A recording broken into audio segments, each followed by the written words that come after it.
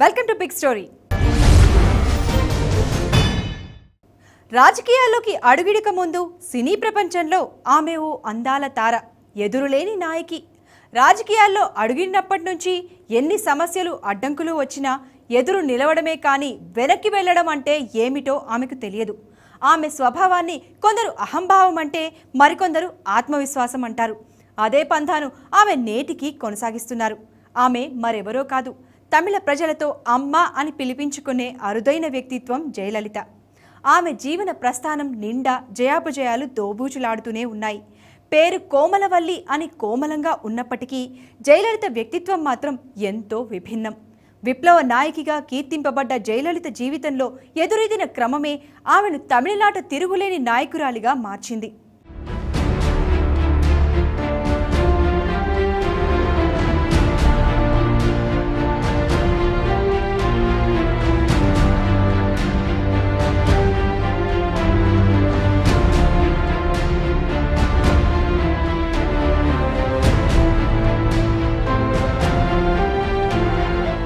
జయలలిత ఆ పేరు చెప్పగానే ఆమె ప్రస్తుత రూపం కళ్ల ముందు కదులాడినప్పటికీ పాతతరం వారికి మాత్రం మదిలో ఓ సౌందర్య రూపం మెదులుతుంది. ఒకనాడు వెండితెరపై రాణించిన జయలలిత రాజకీయాల్లో తన సత్తా చాటారు. ఉక్కు మహిళలుగా కీర్తి గడించిన మార్గరెట్ థాచర్, ఇందిరాగాంధీ, బెనజీర్ భుట్టోలకు ఏమాత్రం తీసిపోకుండా జయ జీవితం ఓ పోరాట సదృశ్య కావ్యం అనడంలో ఎలాంటి సందేహం లేదు.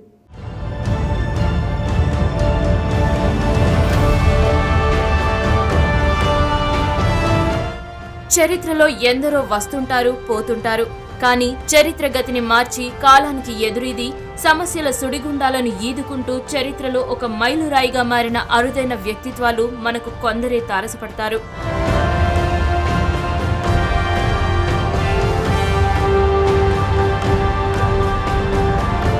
అలాంటి అరుదైన వ్యక్తిత్వమే పురిచి తలైవి విప్లవ నాయకి జయలలిత.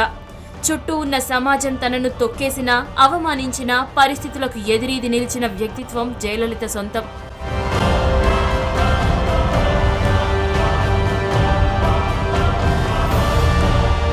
బెంగళూరు కోర్టు ప్రాంగణం దేశమంతా ఒకటే ఉత్కంఠ. తమిళనాడు రాజకీయాల్నే మలుపు తిప్పే సంఘటన కోసం అందరూ ఎదురు చూస్తున్నారు. కోర్టు ఏం తీర్పు చెబుతుందా అనే ఉత్కంఠతో ఆమె పార్టీ కార్యకర్తలంతా ఎదురు చూస్తున్నారు. అయినా చట్టంలో బిగిసిన జయకు కోర్టులో పెద్ద దెబ్బే తగిలిందే. అక్రమాస్తుల కేసులో ఒక రాష్ట్ర ముఖ్యమంత్రికి కోర్టు శిక్ష విధించిన అరుదైన ఘటన ఆవిష్కృతమైంది.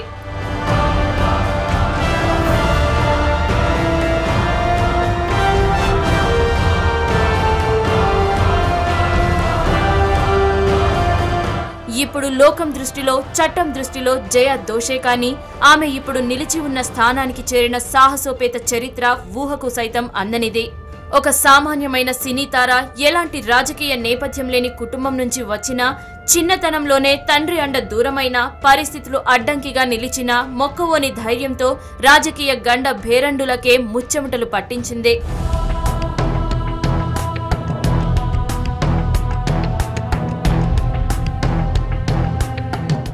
జయరాం జయలలిత 1948లో ఫిబ్రవరి 24న కర్ణాటకలోని మైసూర్లో జన్మించారు. అయ్యంగార్ల కుటుంబంలో జయరాం, సంధ్య దంపతులకు రెండో సంతానంగా జయలలిత జన్మించారు.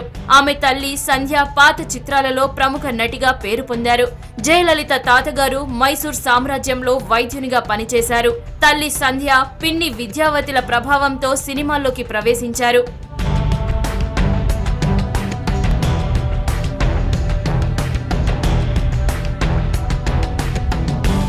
జయలలితకు 2 ఏళ్ల వయసులో తండ్రి చనిపోగా 20 ఏళ్లు వచ్చేసరికి తల్లిని కోల్పోయింది. ఇక జయలలిత చెన్నైలోని సేక్రెడ్ హార్ట్ స్కూల్లో ప్రాథమిక విద్యను అభ్యసించారు. మెట్రిక్యులేషన్లో రాష్ట్రంలోనే మొదటి ర్యాంకు సాధించి రికార్డు సృష్టించారు. ఆమె మొదటి నుంచి పుస్తకాల పురుగు. జయలలిత చదువులో ప్రతిభా పాటవాలు కనబర్చడంతో ఆమెకు ప్రభుత్వం స్కాలర్షిప్ మంజూరు చేసింది.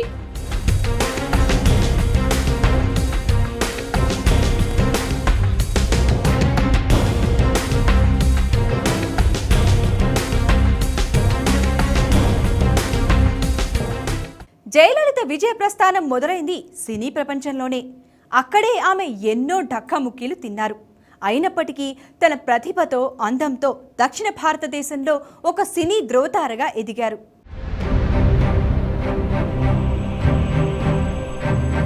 చిన్నతనంలోనే ఎంతో ప్రతిభా పాటవాలను ప్రదర్శించిన ఘనత జయలలిత సొంతం. 4వ ఏట నుంచే భరతనాట్యం నేర్చుకున్న జయ 1965లో నటననే వారసత్వంగా భావించి 13వ ఏట ఎపిస్టిల్ అనే ఆంగ్ల చిత్రంతో నటనకు శ్రీకారం చుట్టారు. జయలలిత కన్నడంలో నాయికగా నటించిన తొలి చిత్రం చిన్నాడ గొంబే. తెలుగులో అక్కినేని హీరోగా నటించిన మనుషులు మమతలు మంచి విజయం సాధించాయి. మనుషులు మమతలలో అక్కినేనిని ఆట పట్టించే యువతిగా మంచి మార్కులు సంపాదించుకున్నారు.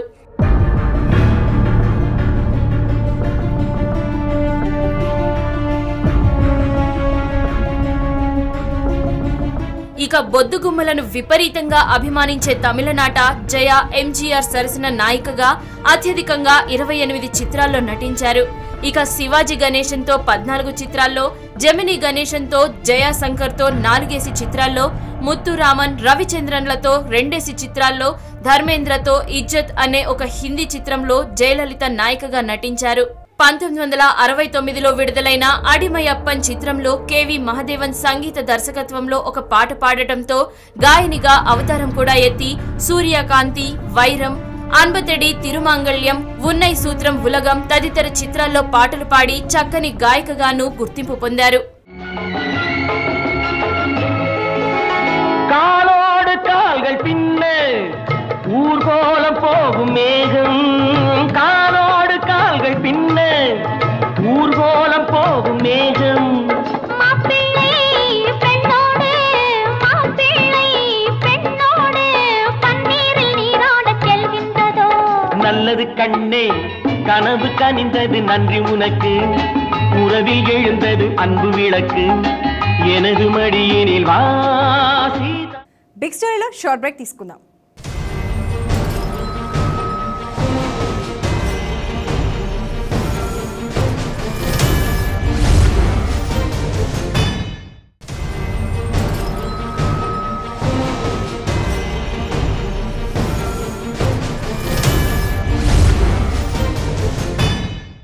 Welcome back to big story.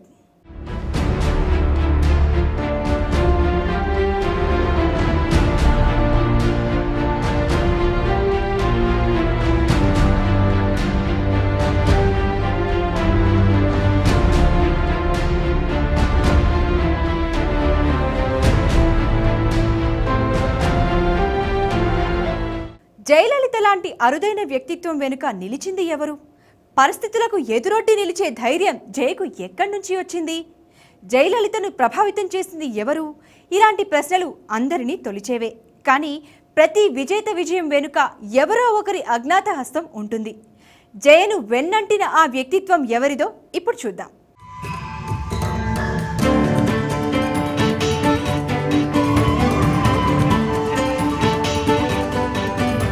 ఇక తెలుగునాట అక్కినేని సరసన కథానాయికగా మనుషులు మమతలతో కెరీర్ ప్రారంభించి ఆయనతో అదృష్టవంతులు, ఆస్తిపరులు, భార్యాభర్తలు, భార్యా బిడ్డలు, ఆదర్శ కుటుంబం తదితర చిత్రాల్లో నటించారు. ఎన్టీఆర్తో నిలువు దోపిడి, కథానాయకుడు, కదలడు వదలడు, గోపాలుడు భూపాలుడు, దేవుడు చేసిన మనుషులు, బాగ్దాద్ గజదొంగ, కృష్ణతో గూఢాచారి 116, శోభన్ బాబుతో డాక్టర్ బాబు, జగ్గయ్యతో ఆమె ఎవరు తదితర చిత్రాల్లో నటించారు. స్విమ్ సూట్లోనే కాదు, చీరకట్టులోనూ ఆధునిక వస్త్రాల్లోనూ బొద్దుగా ఉండే జయలలిత ఆ రోజుల్లో ప్రేక్షకుల కలలు. 1980లో నది అయితేడి వందాల్ కదల్ ఆమె నటించిన చివరి చిత్రం. అలా ఆమె తెలుగు, తమిళ, కన్నడ భాషల్లో దాదాపు 140 చిత్రాల్లో నటించారు. ఆమె జాతీయ అవార్డుతో పాటు పలు ఫిల్మ్ఫేర్ అవార్డులను సొంతం చేసుకున్నారు.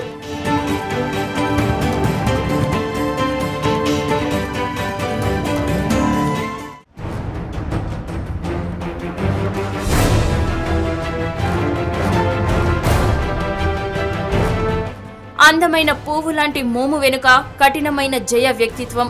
రెండింటికి పొంతనే కుదరదు. బ్యూటీ విత్ బ్రెయిన్స్ అనే దానికి జయ అసలైన నిర్వచనం. జయ వ్యక్తిత్వాన్ని రూపుదిద్దడంలో ఆమె వెనుక నిలిచింది ఎవరో కాదు, ఆమె పెద్దమ్మే. కఠినమైన జయ వ్యక్తిత్వం ఆమె నుంచే అబ్బిందని అంటారు. జయలలిత పెద్దమ్మ విద్యావతి కూడా సినిమా నటి అన్న విషయం చాలా మందికి తెలియని విషయం. విద్యావతి ఆ రోజుల్లోనే ఎయిర్ హోస్టెస్ గా పనిచేసిన మహిళ.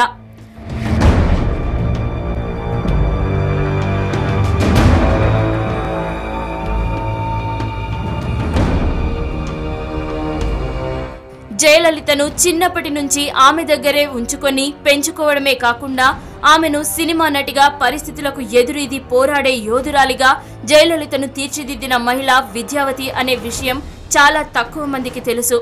ఆ రోజుల్లోనే విద్యావతి కన్నడం, తెలుగు, తమిళం, ఇంగ్లీష్ భాషలను అనర్గళంగా మాట్లాడడమే కాకుండా మంచి వక్తగా జయలలితకు తర్ఫీదు ఇచ్చిన వ్యక్తి విద్యావతి.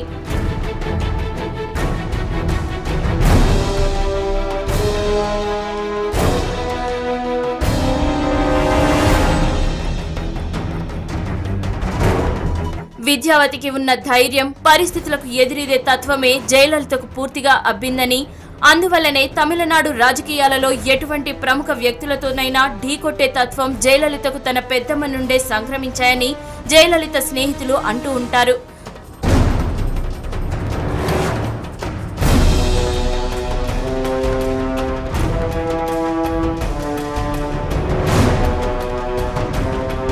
ఆ మొండితనమే ఎన్నో వివాదాలలో చిక్కుకున్నా మళ్లీ ముఖ్యమంత్రి పదవిని అధిష్ఠించడమే కాకుండా రాబోయే ఎన్నికల తరువాత ఒక క్రియాశీలక వ్యక్తిగా జాతీయ రాజకీయాలలో వెలుగొందే అవకాశాన్ని జయలలితకు ఇచ్చింది అంటారు. ప్రతి పురుషుడి విజయం వెనుక ఒక స్త్రీ ఉన్నట్లే జయలలిత విజయం వెనుక ఆమె పెద్దమ్మ విద్యావతి పాత్ర మరువలేనిది.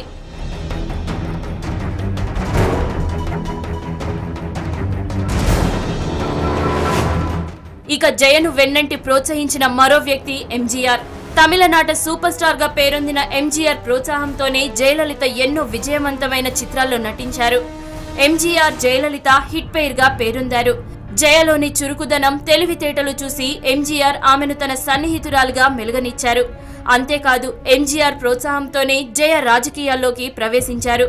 ఒకానొక సందర్భంలో జయ కారణంగానే ఎంజీఆర్ డీఎంకే నుంచి వేరుపడి పార్టీ స్థాపించారనే ఆరోపణలు కూడా ఉన్నాయి.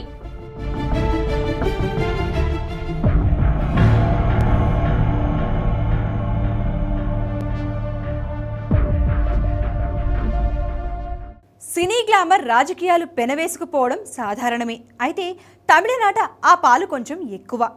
సినీ గ్లామర్ తమిళ ప్రజల్ని బాగా ప్రభావితం చేస్తుంది. ఆ క్రమంలోనే సినీ గ్లామర్తోనే రాజకీయాల్లోకి అడుగిడిన జయ అనతి కాలంలోనే పరిస్థితులకు విప్లవ నాయకిగా ఎదిగారు.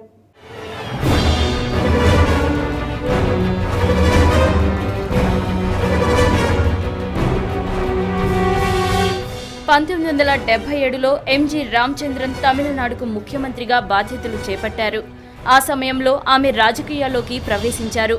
1982లో ఏఐఏడీఎంకే పార్టీలో చేరారు. 1983లో తిరుచుండూర్ అసెంబ్లీకి జరిగిన ఉప ఎన్నికల్లో ఆమె పోటీ చేశారు. కానీ 1984లో ఆమెను పార్టీ తరపున రాజ్యసభకు ఎంపిక చేశారు.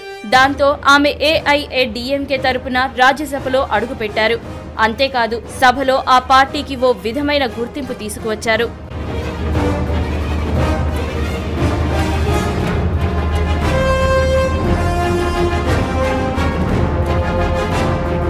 పంతొమ్మిది 1987లో రామచంద్రన్ మరణించారు. ఎంజీఆర్ చనిపోవడంతో జయలలిత శకం కూడా ముగిసిందని అందరూ అనుకున్నారు. దీంతో పార్టీ 2 వర్గాలుగా చీలిపోయింది. మొదటి వర్గానికి రామచంద్రన్ భార్య జానకి రామచంద్రన్ నేతృత్వం వహించారు. రెండో వర్గానికి జయలలిత సారథ్యం వహించారు. కాగా జానకికి ఆ పార్టీ నాయకులు మద్దతు ప్రకటించారు. దీంతో ఆమె ముఖ్యమంత్రిగా బాధ్యతలు చేపట్టారు. కానీ ఆమె ప్రభుత్వాన్ని అప్పటి రాజీవ్ గాంధీ ప్రభుత్వం రద్దు చేసింది. 1989లో మళ్లీ ఎన్నికలు జరిగాయి.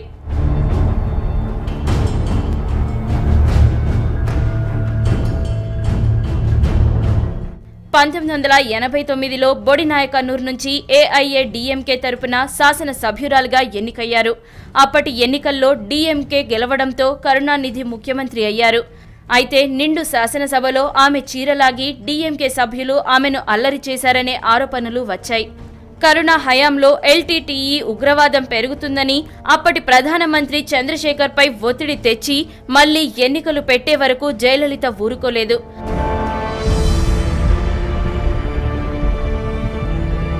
1991లో జరిగిన ఎన్నికల్లో కాంగ్రెస్ పార్టీ పొత్తుతో ఏఐఏడీఎంకే పోటీ చేసింది.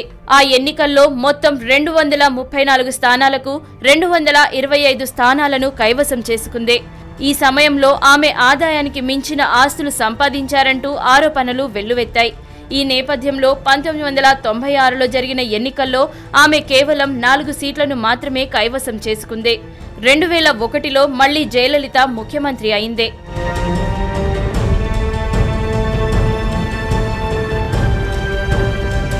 2001లో మళ్లీ ముఖ్యమంత్రిగా బాధ్యతలు చేపట్టిన జయ ఈ సమయంలోనే అర్ధరాత్రి కరుణ ఇంటి మీద పోలీసుల దాడి చేయించి కరుణను ఇంటిలో నుంచి బయటకు ఈడ్చుకొని వచ్చి అత్యంత అవమానకర రీతిలో అరెస్టు చేయించింది.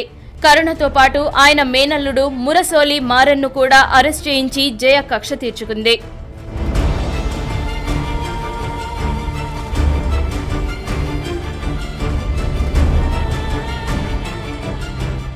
జయలలిత గురించి మరిన్ని విశేషాలు తెలుసుకునే ముందు మరో షార్ట్ బ్రేక్ తీసుకుందాం.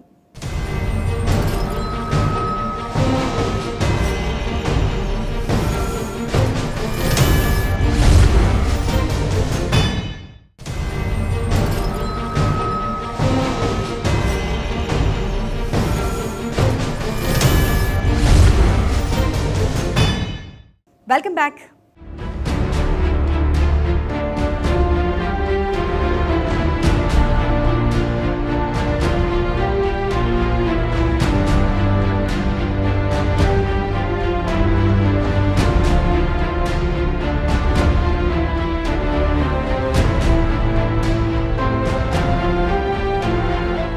పరిస్థితులను ఎదురొట్టి విజేతగా నిలిచిన జయ జీవితంలో నమ్మక ద్రోహులు, వెన్నుపోటుదారులు వెన్నంటే సాగారు. రాజకీయ పరమపద సోపానంలో ఎంత జాగ్రత్తగా ఆడి నిచ్చెనలు ఎక్కినా ఆదమర్చి అడుగు వేస్తే పక్కనే ఉన్న పాములు మింగేస్తాయి. సరిగ్గా అలాంటి పరిస్థితులే జయ చుట్టుముట్టాయి. కొందరి పట్ల ఆమె అంచనా తప్పుగా తేలడంతో నేడు జయ కటకటాలు పాలు కాక తప్పలేదు.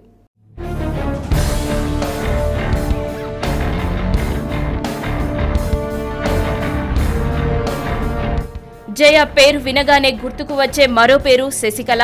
మాజీ ఐఏఎస్ అధికారి నటరాజన్ భార్యగా 1989లో జయలలితతో పరిచయం పెంచుకున్న శశికళ ఆ తరువాత ఆమెకు సన్నిహితురాలుగా మారిపోయింది. ఎంతగా అంటే శశికళతో పాటు ఆమె భర్త, మేనల్లుడు సుధాకరన్, మేనకోడలు ఇలవరసి, బంధువులు ఇలా అంతా జయలలిత కుటుంబంగా మారిపోయారు. శశికళ పర్మిషన్ లేకుండా జయను కలవడం అసాధ్యంగా మారిపోయింది. అంతేకాదు మంత్రులు సైతం శశికళతో ప్రభుత్వ విధానాలపై చర్చిస్తారంటే ఆమె స్థాయి ఏ పాటిదో ఊహించుకోవచ్చు. శశికళ మాటంటే జయలలిత చెప్పినట్టే. జయ హయాంలో శశికళ రాజ్యాంగేతర శక్తిగా మారిపోయారన్న ఆరోపణలు కూడా ఉన్నాయి.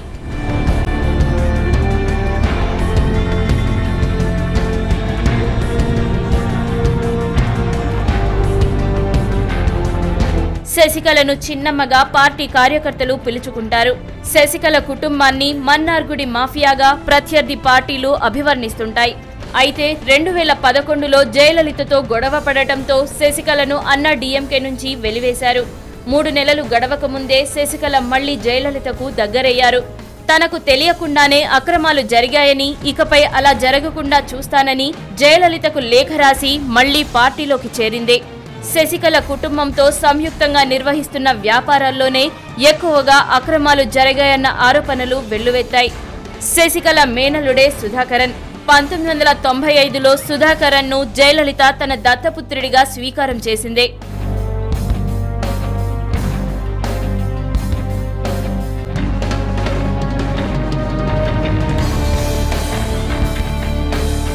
జయలలిత సీఎంగా వ్యవహరిస్తుంటే పవర్ సెంటర్గా దత్తపుత్రుడు సుధాకరన్ చక్రం తిప్పాడు.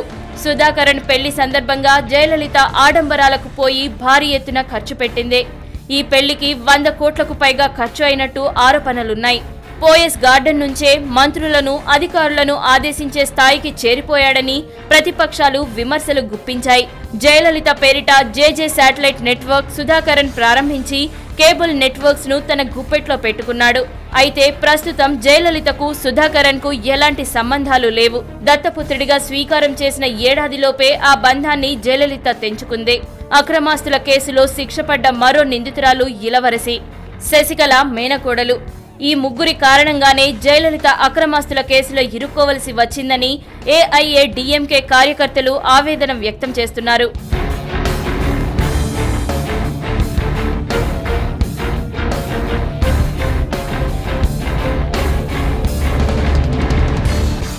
రెండు 2011లో ముచ్చటగా మూడోసారి సీఎంగా జయ బాధ్యతలు చేపట్టింది. పేద మధ్యతరగతి వర్గాల వారి మనసులు చొరగనేందుకు అమ్మా పేరిట పలు సంక్షేమ పథకాలు చేపట్టింది. కానీ ఇంతలో బెంగళూరు కోర్టు జయలలితను దోషిగా నిర్ధారించింది. తప్పు చేసిన వారికి శిక్ష లభించాల్సిందే. కానీ 7-10 వయసు దగ్గర పడుతున్న జయ జీవితంలో ఈ అరెస్టు ఓ పెద్ద దెబ్బే. ఈ పరిస్థితుల నుంచి కోలుకుని జయ ఎలా ఎదురొడ్డి ముందుకు వెళతారు అనే ఉత్కంఠ అందరిలోనూ ఉంది.